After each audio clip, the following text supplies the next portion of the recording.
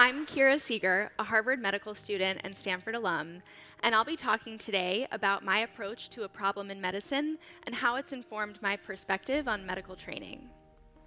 My friend Joyce was married and living the life she had dreamed of when her doctor found tumors in her stomach. With a diagnosis of leiomyosarcoma, Joyce planned to do whatever her doctor recommended. But she was surprised to learn that the chemotherapy she needed might jeopardize her ability to have children. For Joyce, imagining a life after cancer meant imagining a family after cancer. So at worst, this diagnosis threatened her life, and at best, it threatened the life she imagined. Joyce wasn't alone in feeling trapped.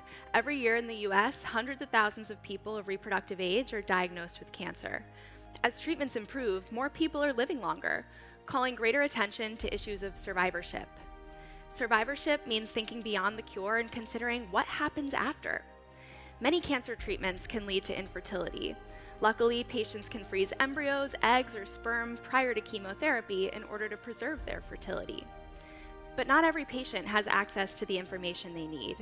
For example, in a large study of young women with breast cancer, only half felt that their fertility concerns were appropriately addressed. Overall, the literature reports inconsistent rates of fertility counseling and referrals to fertility specialists prior to treatment. As an undergraduate at Stanford, I planned a symposium in this very building in order to amplify the conversation about the barriers these patients face in building their families. But my work focused on improving communication among providers, and I began wondering how we could give patients more autonomy and put more power into their hands. I began consulting for the nonprofit Alliance for Fertility Preservation with my friend Joyce, and together we built FertilityScout, an online tool to connect patients to the care they need.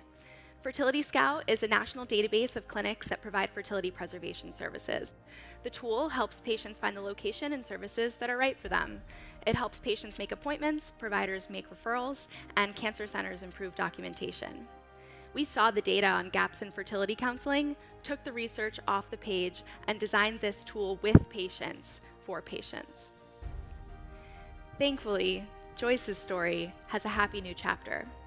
Prior to treatment, she and her partner froze embryos, and after she beat cancer, they pursued surrogacy. Today, Joyce is cancer-free and blessed with twin girls. Having access to fertility counseling gave her control during a time when much of what was happening to her body was out of her control.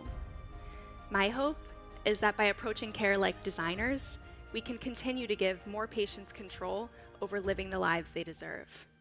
Thank you.